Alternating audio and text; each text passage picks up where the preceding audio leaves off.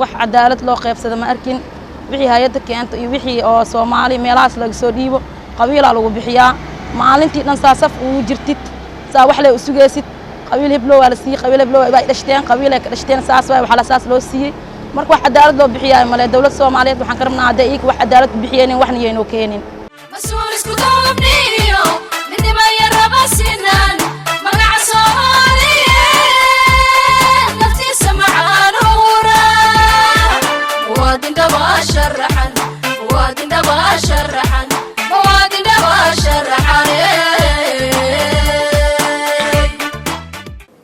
afartankii sano ugu dambeysay ummadda Soomaaliya caqabadaha hortaagnaa dawladnimada Soomaaliya waxay ahayd kooxaysi iyo qabyaaladaysi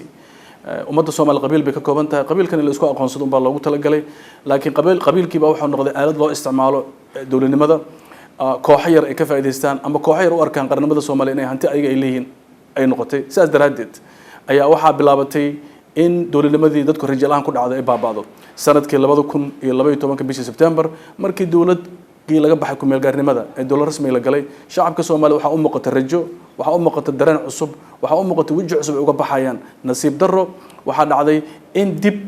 loogu noqday la xoogeeyay qabyaaladaysiga guud ahaan dalka Soomaaliyeed marka martid waxa dareemaysaa dadku inay rajada ka sii lumayso